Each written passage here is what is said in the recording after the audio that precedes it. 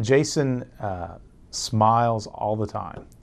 And when you interact with him, he makes people feel good. He's the kind of person that people like to be around. And that's a special quality that I suppose speaks very well of his parents and his family and his upbringing. It's a character quality. It's not something you learn.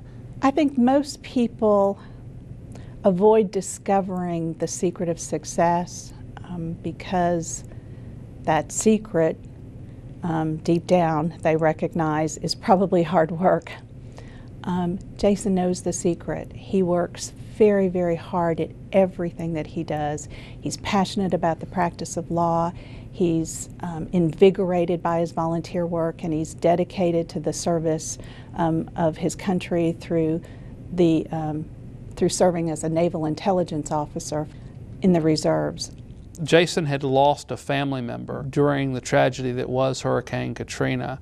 He kept this to himself, but during the initial stages of disaster relief for our organization, Jason was boots on the ground. He traveled all over the city providing legal services in a mobile clinic setting. He comforted those that needed assistance when he himself was suffering inside. Jason is a true leader. Jason exhibits all those qualities that I personally hold near and dear, and I think most of us do as well. The fact that he manages to fit in volunteerism, work, family, and service to his country, I just think that's amazing, that he has that much to give. What keeps us going in all of the activities that we do is the impact that it makes on the people that we're helping out, whether it's helping a parent get a guardianship order for a disabled child, or helping someone with custody of their children, or getting somebody asylum to live in this country.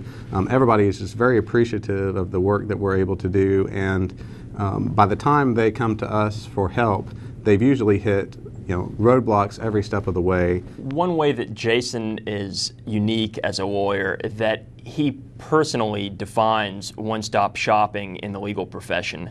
You can go down to his office and in one trip you can appear before the Public Utilities Commission. You can get a divorce for free. You can set up financing for your wind power project.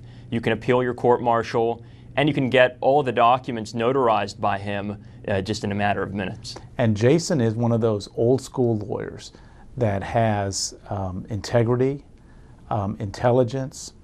He can answer the most obscure question on utility or energy law, but at the same time, he can help someone out with a divorce, or he can help someone out on an asylum matter, or if there's a problem, some crisis in the community where we're responding to it at our firm, or we're providing some assistance.